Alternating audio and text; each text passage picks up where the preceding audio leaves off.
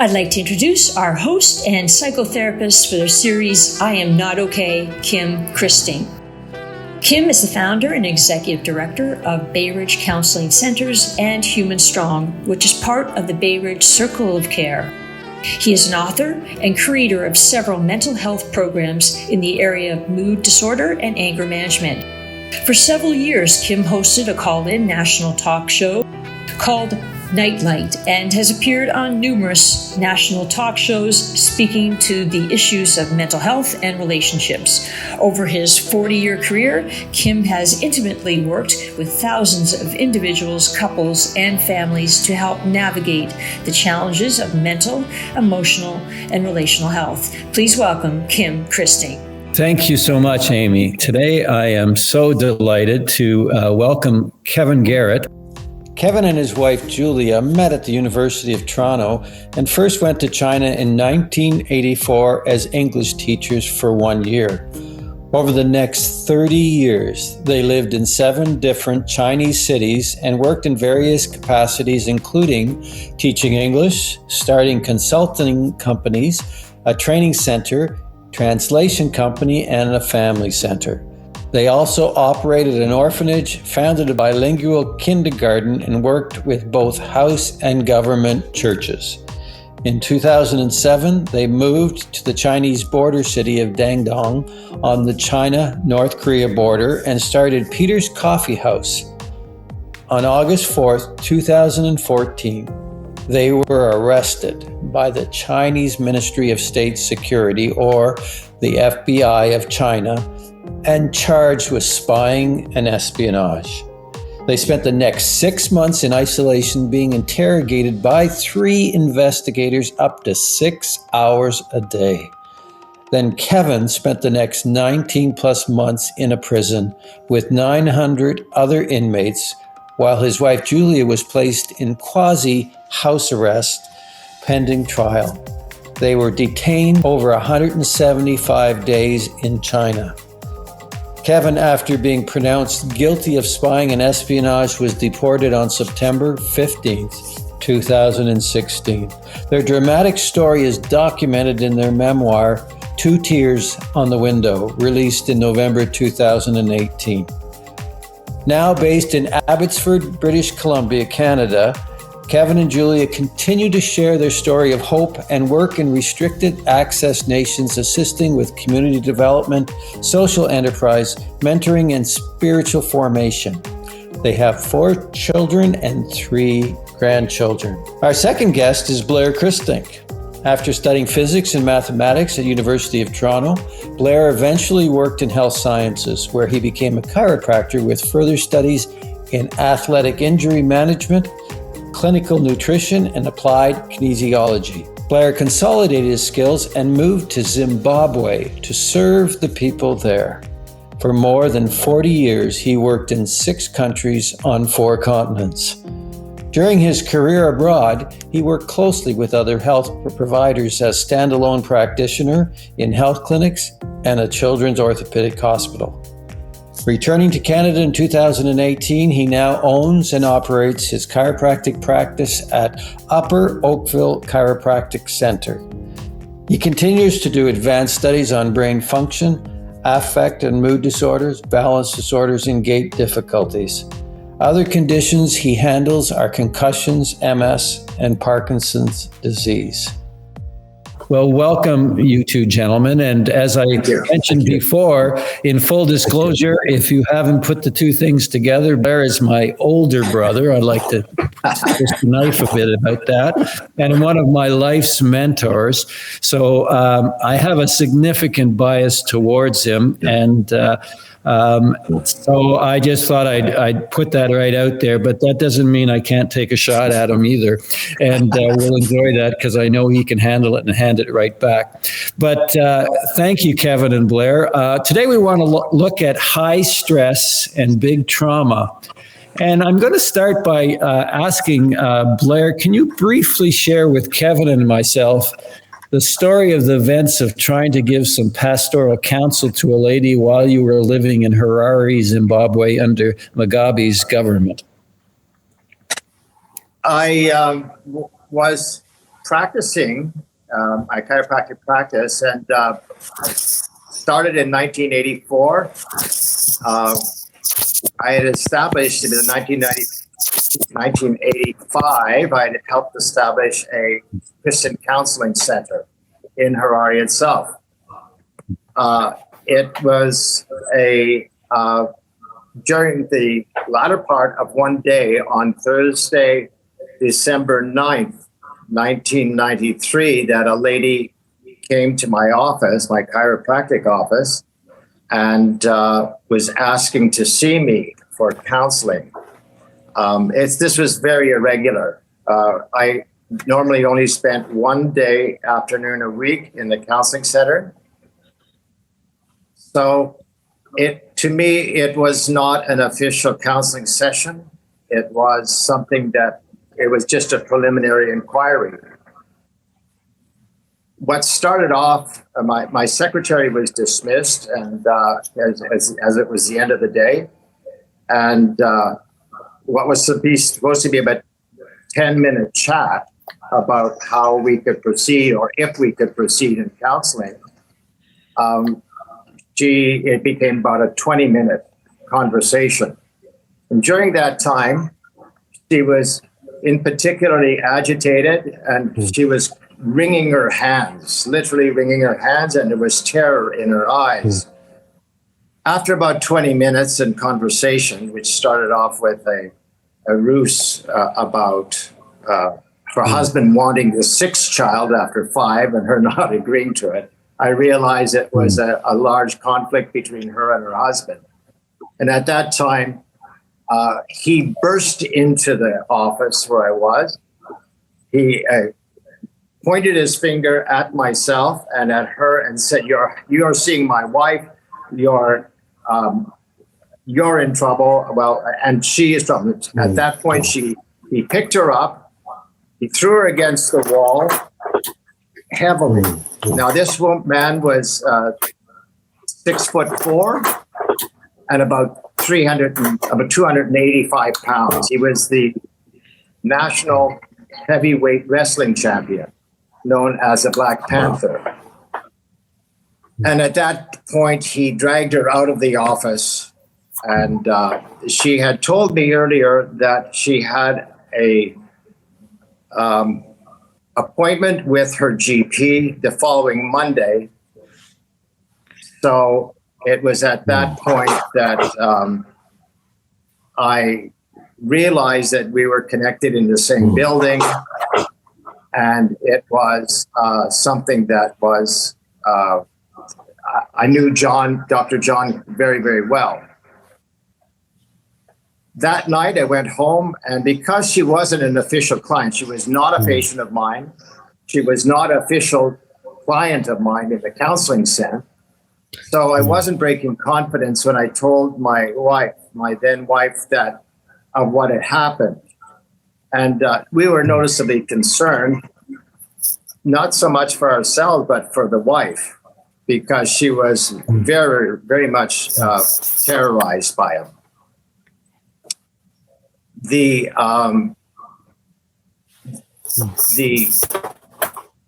conversation then went. I called the following day. I called the GP and said, "I understand that Mrs. Tengendi has an appointment with you." And he said, "Yes, on Monday."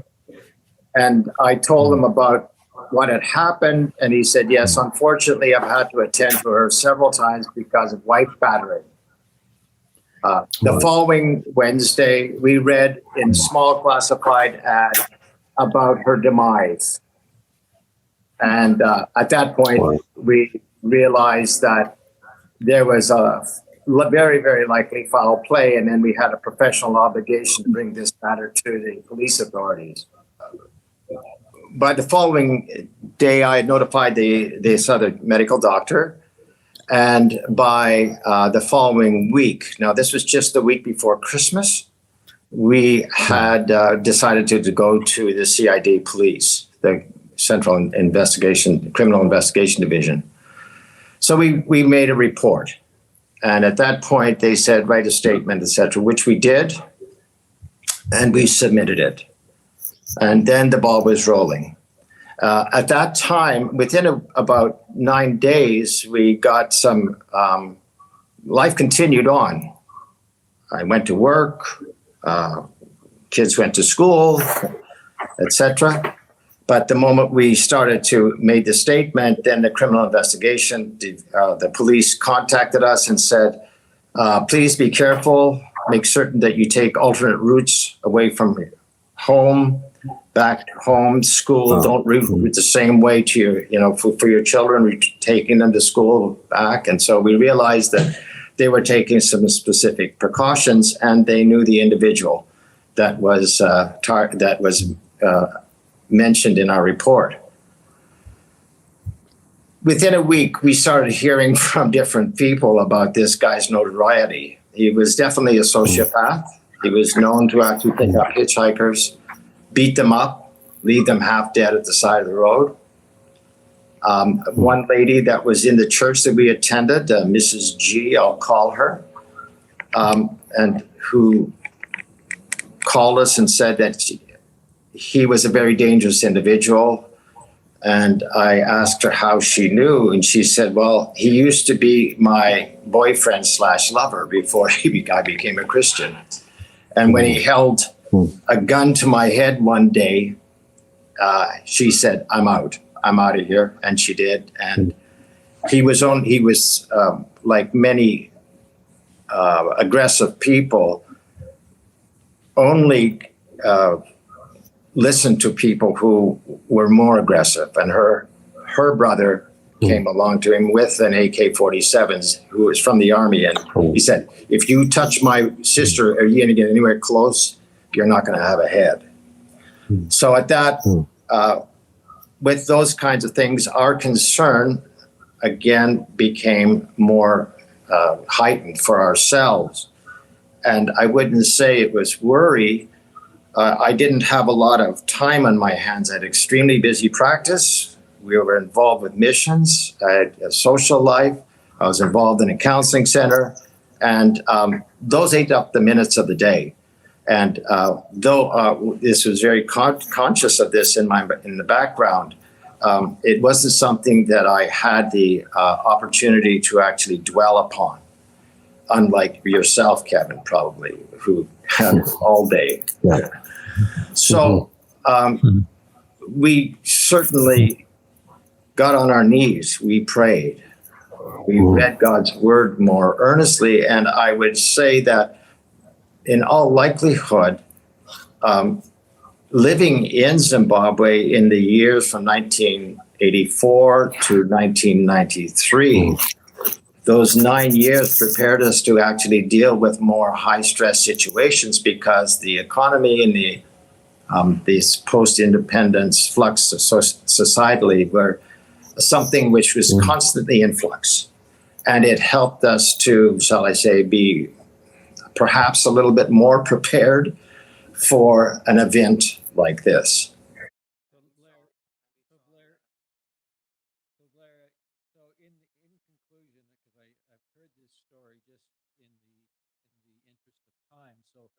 In the end, this gentleman actually threatened you in court and said that you were a dead man in your family, and had the courage to do that in court or in front of you? Or?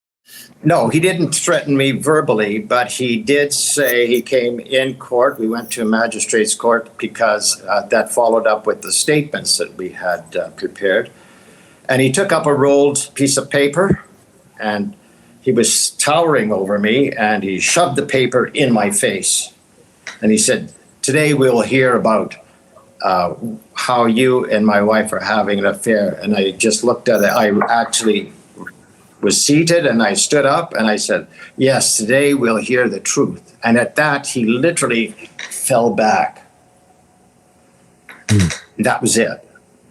But subsequently, one that was very, very instrumental was the High Commissioner of Canada, Charles Bassett, who came along and just mentioned to the police that we have a Canadian who's involved in a certain incident.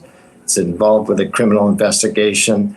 And that, I believe, helped to put the brakes on this Mr. Tengendi so that he left me alone.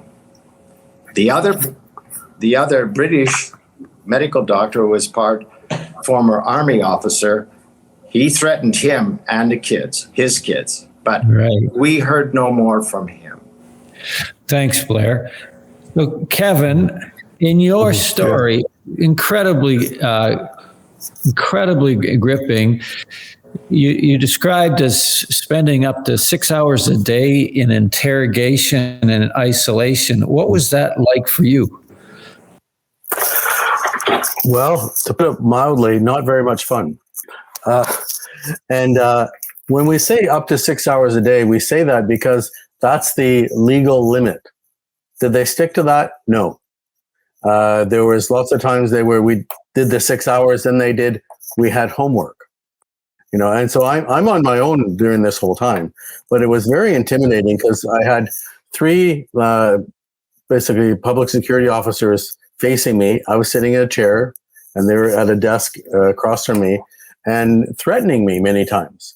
They came across the main investigator, Mr. Wong, we'll call him. He was kind of like Jekyll and Hyde. One day he was nice, next moment he wasn't so nice at all, and threatened me with many years in prison, threatened me with execution, and and saying I'm a spy.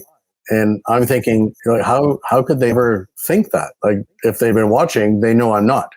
So it was very frustrating, but very intimidating as well. And how can you describe to me, like you used it wasn't fun, and that sounds like a little bit of a deflection of really difficult emotions. How intense were you? Were you terrified? I was terrified at times. Yeah, absolutely, because I had no recourse. I couldn't go out for a break. I was locked in this room, in this building.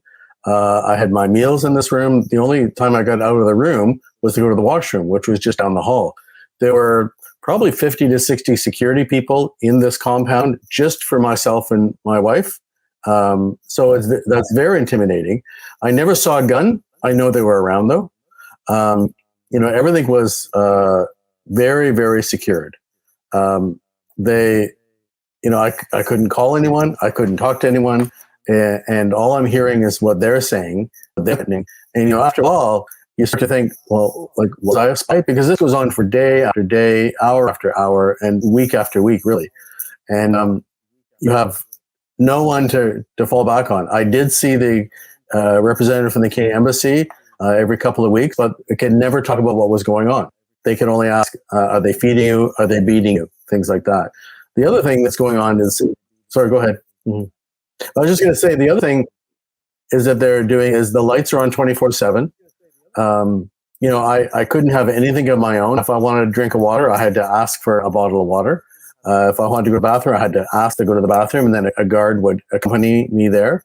So it's very kind of humiliating and intimidating, the whole thing that's going on. And when they threaten execution, that happens in China. So it's not an idle threat either. So right. You're a little scared. Mm. And did you ever find that you were starting to question yourself? You kind of alluded to that you started to question your own thinking? I started questioning my own thinking. And I knew I wasn't a spy, because we're not spies. We went there as Christians. We went there to be a witness in that place. And, I told them that again and again and again. Probably every day I told them, we're only here because we're hoping to see people come to know Jesus. I told them that multiple times. And they're saying you're a spy. You're saying you met all people. You use your coffee house as a base of operations to disseminate, and gather spy information. And I'm thinking, no, we came to serve good coffee and good food and to be a witness to people here, right? So it became incredibly frustrating. And you start to question yourself, did I do something wrong? You're questioning, were people using me to get information and I didn't know it? There's all of these kinds of things are going on through your mind. Again, because you have no one to talk to except yourself. Talking to yourself isn't always helpful. I understand. So, guys, if most psychologists were listening to your stories, they would probably predict a diagnosis of a big T trauma for both of your experiences, which big T trauma, as you would probably already know, means that there's unwanted, distressed memories. You relive the traumatic event. There's nightmares. There's possibly physical reactions, even avoidance symptoms of avoidance. Try to not think about what you're experiencing, possibly certainly feelings of hopelessness and memory problems, but always on guard and trouble sleeping, trouble concentrating. And so can I ask you two gentlemen, Blair's already kind of talked a bit about that, alluded to it, but do you feel like you were traumatized? Do you want me to go? So go ahead, Blair. Do you want me to go? So go ahead, Blair. Go ahead. Yeah. No, okay. I don't feel that. I mean, I was in subject to a situation that had high drama, but it was short bursts of things. Certainly, we had when it comes to traumatized, I would say, were there some sleepless nights? Yes.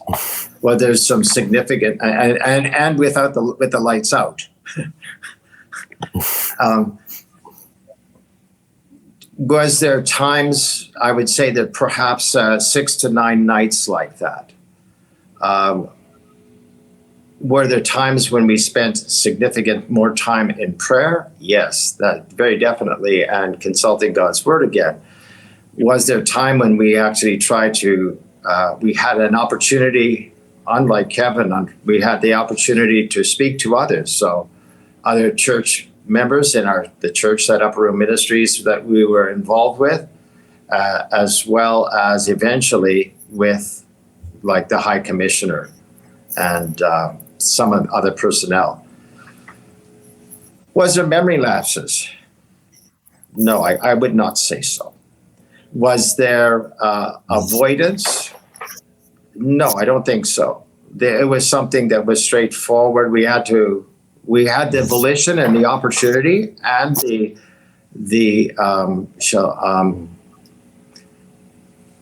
assistance of the Criminal Investigation Division.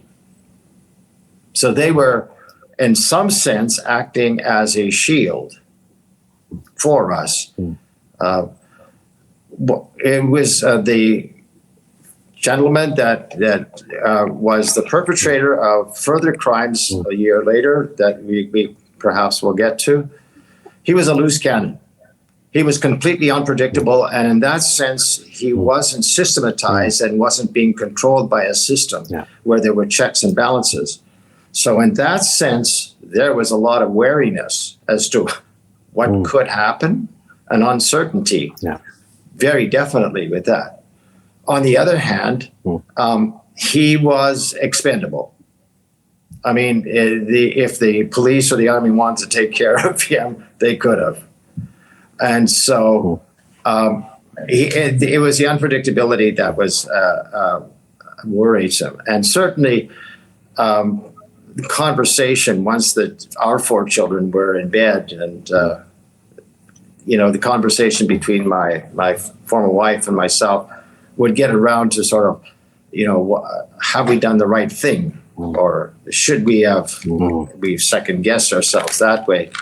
From a ethical point of view, professional ethical point of view, I couldn't see anything else other than what we had done that was the correct course of action.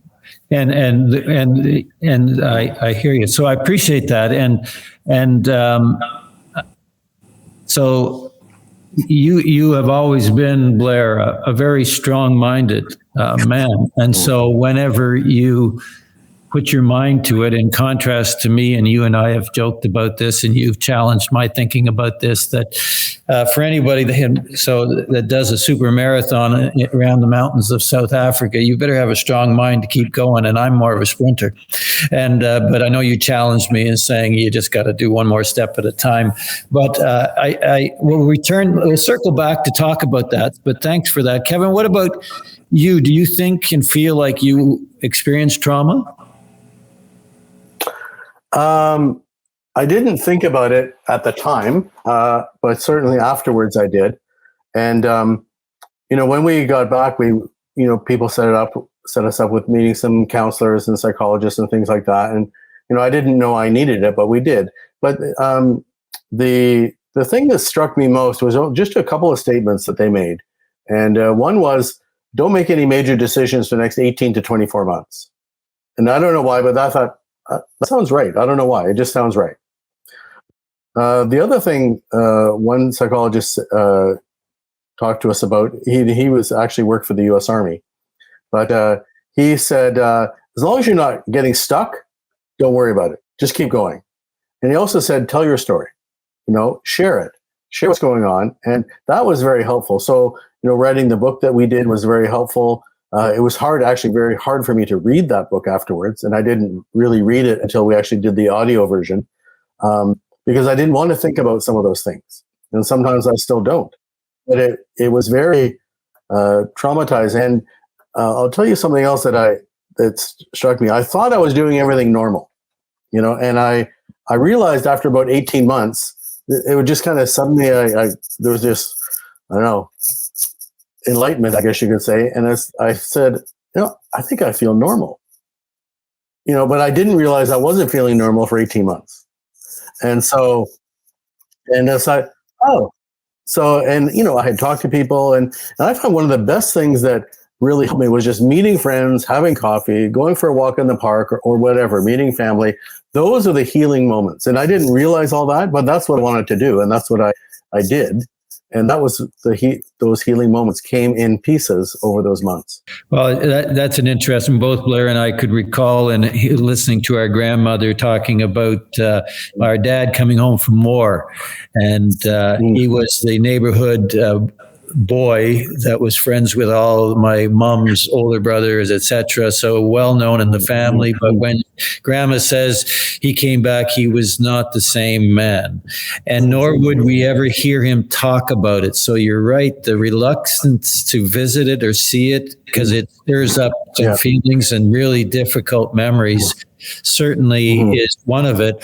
But when we do talk about the trauma, it is where the brain and the emotional capacity it no longer has the ability to process anymore, and the computer starts freezing and it's just spinning and spinning.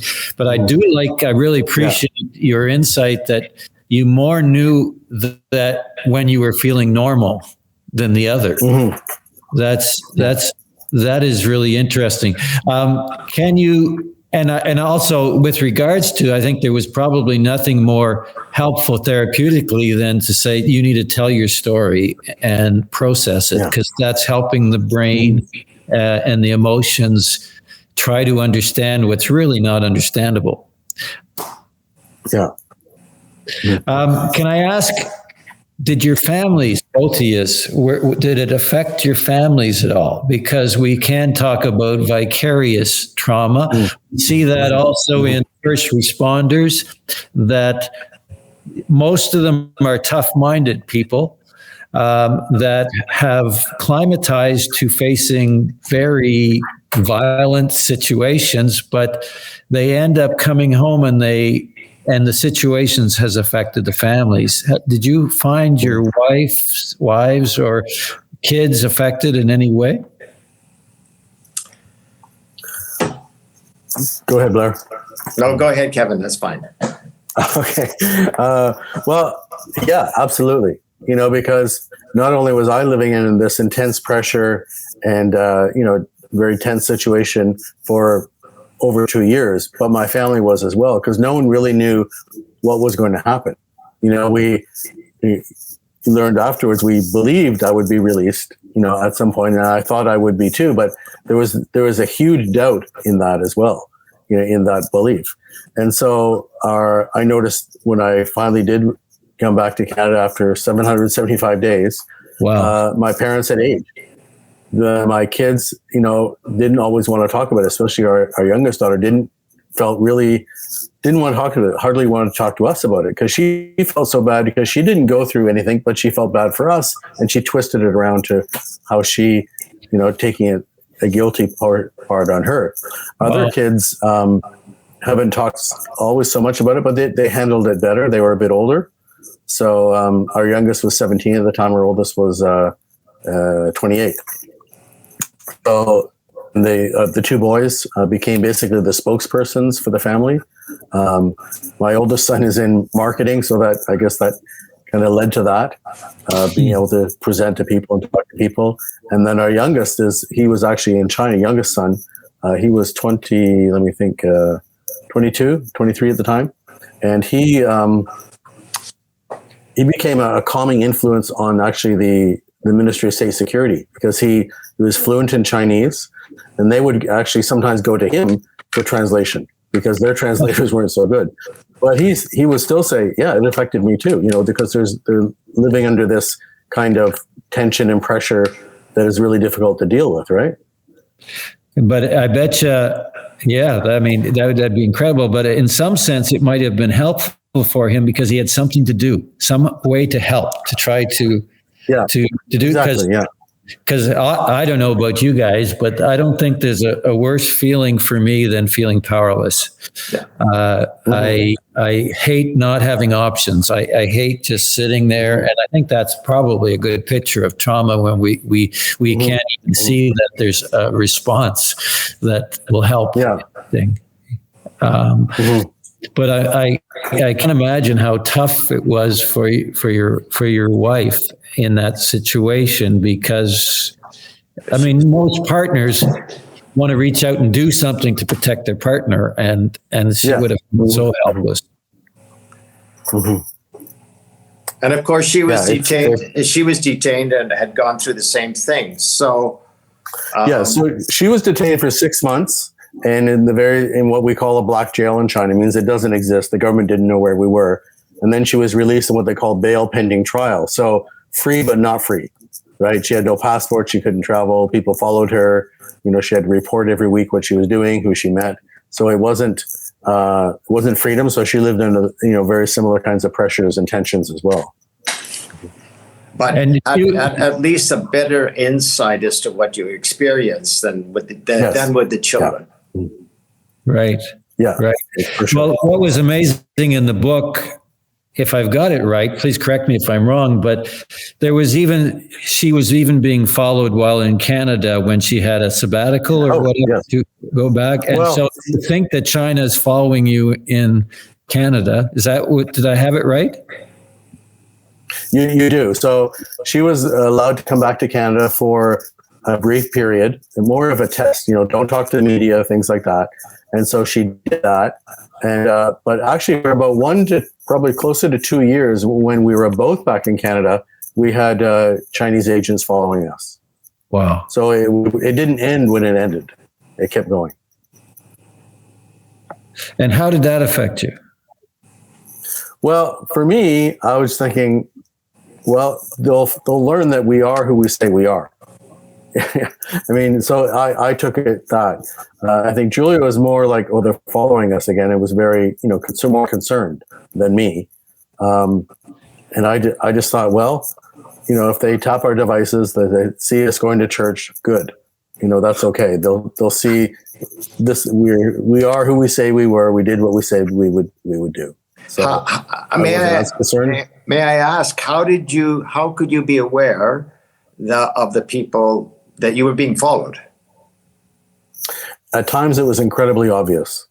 I'll give you a couple of examples. One is the very first time we did a private thank you to a group of people. We'd arranged it with probably a couple hundred people came, and we did it at a church, not at church time. And 5 Chinese people showed up, uninvited. And we thought, that's pretty obvious. Okay. So my brother-in-law and his son had to kind of chase them off. This is a private event, not a public event. And so we just want to use the washroom. I said, no, you have to leave. So that was the first and very obvious one. Another one was when I was still in prison was my brother's computer. He lives in north of Toronto. And he said he was always having trouble with his computer. And he would sit there and watch the mouse move when he wasn't moving it. And finally he called Bell, his provider in a couple of times. And then he explained to them who I was. And they said, China can do that from anywhere, so they can tap into things. So, and another time we actually had a meeting set up with the RCMP to talk about this. And it was very clandestine, I guess you could say. They were very careful how they arranged the meeting. And at the first meeting point where we had to go to another place, some Chinese people showed up as well. So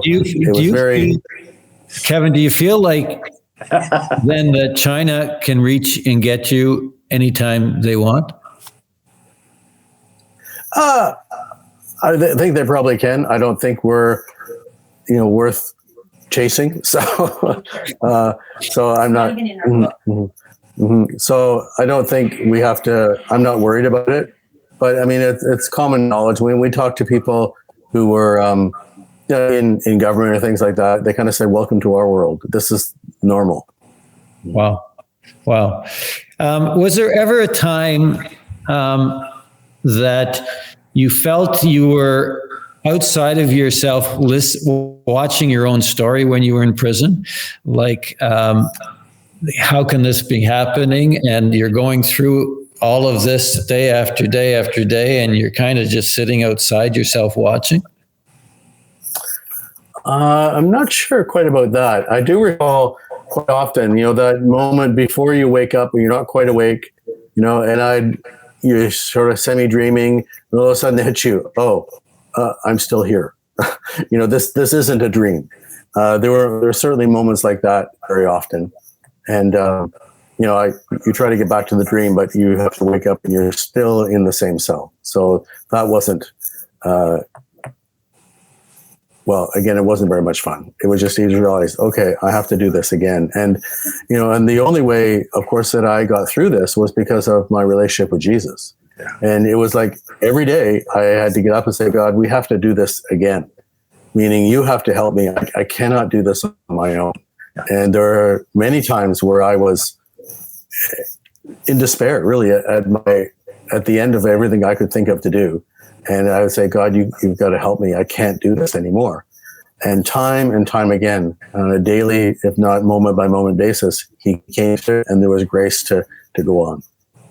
Well, and so that's an important piece. One of the things we see happening, as we probably all know, is that at least in North American Western society, religion is not exactly the favorite topic, and we've lost favor. But spirituality definitely is on the rise, and even seen as absolutely critical for good wellness, psychological health, and just strictly life. And so, run with me here, guys. In my understanding, certainly in psychological worlds and in the counseling world, Eastern religions and some of the skill sets and the abilities of certain Eastern religions like Buddhism and meditation has found to be very helpful. And in my limited understanding of it, it is often the Eastern religions are trying to help us to let go of attachments that bring us security, whether it's things, whether it's this world, whether it's family and other relationships. While the Western religion or Christianity, we focus on letting go personally in order to attach. So Eastern is letting go of attachments, but Christianity is more specifically saying letting go of attachments in order to attach to a loving God who actually, which I find interesting, I don't know if I've ever thought of this since preparing for today, guys, the loving God who experienced big T trauma for you and me. And so how do you think that helped you, this attachment to a loving God through these times that you were so despairing and despondent? How was that experience for you? For me, absolutely essential.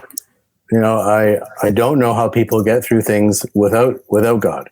I just don't know. You do come out, I suppose, as we've seen, not so long ago with the two Michaels who were released from China again. But I don't know how you come out undamaged or the least damaged without Jesus. I just don't know how it's done.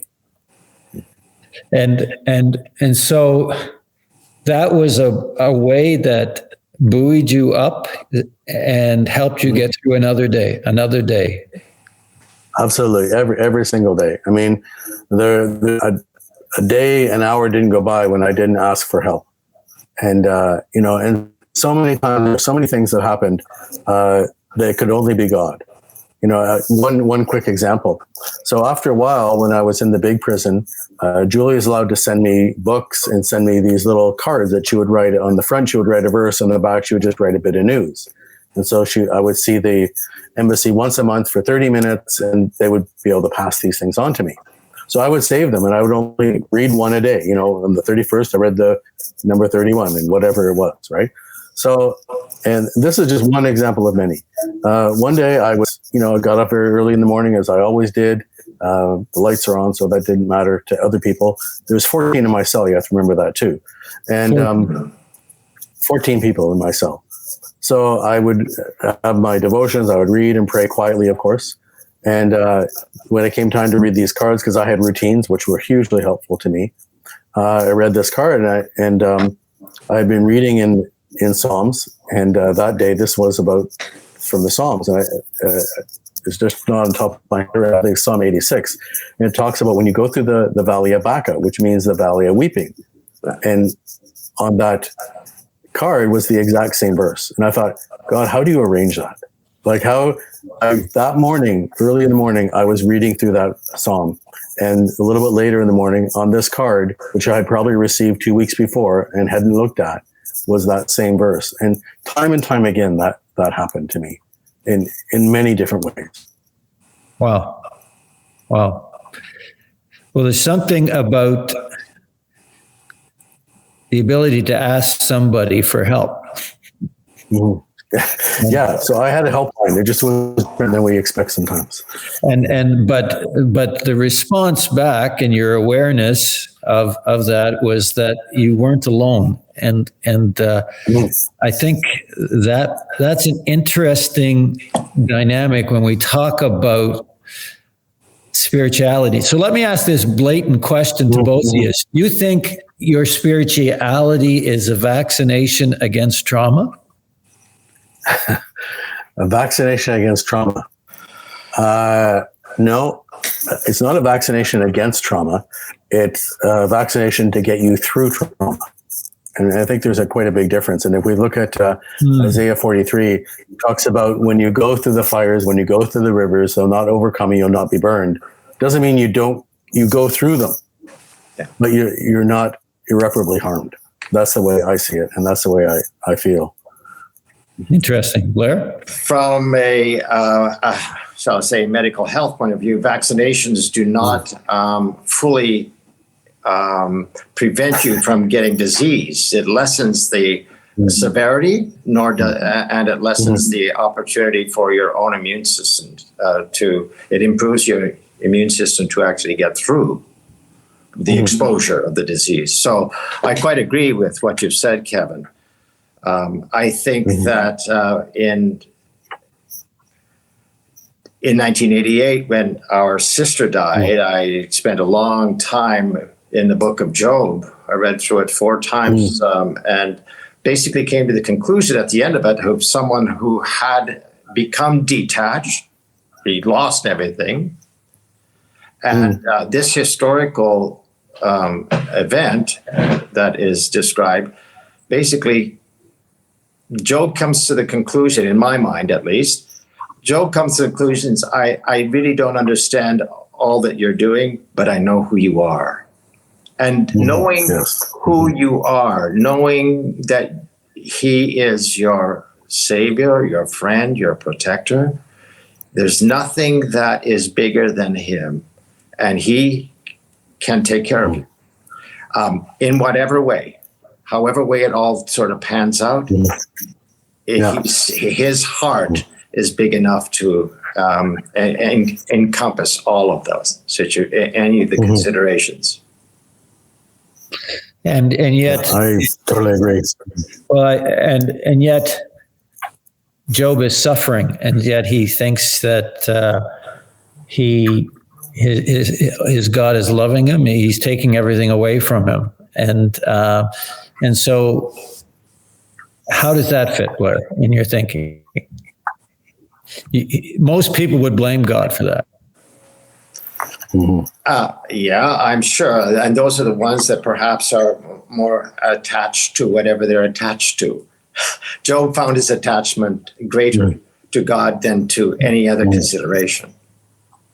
Whether or not it was a human, his own wife asked him, said, please just curse God and die. And he said, I won't do it. So even his closest of relationships were superseded by his understanding of who God was and how he was in close proximity and to him. Well, which is, I think, the amazing part of both of your stories, and is that it's the relationship that was the anchor. And the relationship is there's a knowing of a person. And so understanding that experience, and unfortunately, there's lots of people that don't get it. They've experienced religion, they've experienced rituals, they've experienced different things, and so it's a difficult thing to describe that or help people understand. But we do understand in other religions, though, that they do have some kind of experience, and it's the experience. I've often said, religion or faith without an experience, I have no interest or interest in it at all. It better have something that I can experience it internally if it's going to be in my life at all. Let me ask a difficult question. Certainly it's a difficult question for me, but let me ask you this, guys, and I appreciate your ability to be open. I really have. With trauma, we understand with PTSD that often there's a dual diagnosis, and the dual diagnosis is often with some kind of coping or maladaptive coping mechanisms like addictions and drugs and alcohol and those kind of things. Have you ever considered that perhaps your faith has been a religious addiction that has been coexisting with your trauma?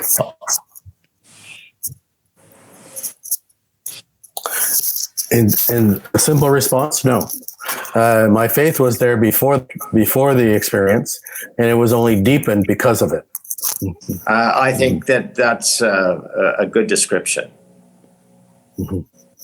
Interesting, and yet there is characteristics that are similar, and I like to point out that that two people can go through the same experience and one be traumatized and one not be. And it doesn't mean anything or say anything about them. It's just that it has that effect. But it's interesting also, there's characteristics even about maladaptive behaviors that we can find similarities in things that are very helpful. Like, as you said, Kevin, I used to have routine and ritual. And Blair said it as well. I was very busy. I had a busy practice. I had routines, so the brain loves that. The mind loves that. It helps stabilize this, and yet it can be a bad coping mechanism if we use other things to try to help it. I found that interesting. So in part of religion, I think, generally speaking, is the rituals and the routines are very helpful often. Yeah. I found after prison, there were some routines I wanted to keep up. I didn't want my food served through, into a plastic bowl through the door. I didn't want that anymore. But the routines that I wanted to keep was getting up early every morning. In my case now, I could have coffee. Then I couldn't have coffee.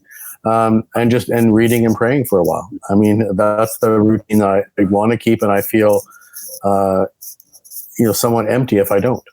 Not empty is not the word, but I feel like, I want to do that. I need to do that. As a chiropractor, I deal with structure, physical structure, muscles, bones, nerves, etc., the communication systems, as well as the biochemistry. But all things have structure. And without the structure, you're an amoeba. You just kind of flow wherever.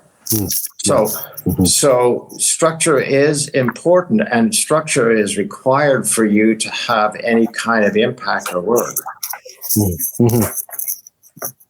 Yeah, for sure. And forward movement, purposeful movement. Yes, absolutely. Right. Can I ask you also, how has this affected you in positive ways, this trauma or these stressful experiences? If I may answer that, I didn't go through the daily grind what Kevin did, and I just thinking in my mind as you're speaking, Kevin, what kind of things I would have experienced. I was never followed by people years later, etc. What happened was as I mentioned, it was just before Christmas in 1993 that this incident took place. He did murder there's no doubt in my mind that he murdered his wife at the time that came to me seeking help. He poured organophosphates, basically fertilizer, and she burned from the inside out after beating her up mercilessly. It was common in Zimbabwe to have, after 1 year, to have a memorial of some kind. And I saw just prior to Christmas a full-page memorial saying how he missed his wife, et cetera, et cetera. And I said, this is a guy that's just guilt-ridden. On Christmas and rituals, and maybe we're supposed to expect a sort of happy time and a close relational time, can be stressful if it's not that way. And Christmas night the following year, 1994, Mr. Tengendi, he wrote down exactly what he was about to do. He had a new girlfriend. He was going to murder her, kill her, and all her family. He gave specific instructions as to what to do with his wealth, and he had been very wealthy. And I say had been, he had bought the police off in my suspicion that he encouraged people to be quiet about what happened, whether it was in the judicial system or in the police, and other people, the coroner, et cetera, et cetera. And and they just kept asking for more. And eventually he became, instead of being powerful in terms of not only physical size, a bigger than life personality, he was powerful in his money, he became powerless. And at that point, he literally killed his girlfriend, her sister, shot 3 other people that ended up in critical care. The children of that family hid under beds and escaped injury. One guy tried to flee. He was shot in the back. Of those 3, 2 died. And then he drove to a church and told the minister what he had done. He just said he had done something very bad. And when he asked the minister to go to his car to get his Bible, he shot himself in the church. So that was the end of the story that way. But there was a fellow who had some sense of religious, and I say religious Moorings? background. I didn't say mooring. I don't think so. He was adrift. But he had some kind of reference, religious reference. But it did him no good whatsoever if it's not stronger than just a reference. If it's not relational and strong and personal. Kevin, you speak about reading scripture. And the way I look at that is that when I read my Bible, I think of that this is Jesus in written form. Mm-hmm. Mm-hmm. In written form. Yeah. These are his thoughts in his heart, his mind, in written form. If you read it as just as a book of some interest or some academic pursuit, you're not going to have the same kind of anchoring that goes in the midst of a high stress, high trauma, capital T event. Well, guys, very true. Our time is gone, and I am so grateful for you to share from your hearts and from your life experiences. Kevin, you have your book, and I want to be able to recommend it. 2 Tears on a Window. That it is a great read, and I think you'll enjoy. That's it there. Yeah, thanks, Kevin. And they can get it. Is it a website, 2 Tears on a Window? Yeah, 2tearsonthewindow.com or Amazon, Kindle, Kobo, all those places you can find it as well. Yeah. Great true story of a gripping story of actually what happened, especially in light of various other Canadians that are going through this and other people. Certainly, if you want a good chiropractor, he's in Oakville. But guys, more specifically, the gift that you've given us is the gift of your vulnerability and willing to share from who you are. And I really am grateful for you taking the time to share with this. So thank you so much. Good, you're welcome. Very, very glad to be able to share. Thank you. Yes, me too. Thank you. Okay, excellent, guys.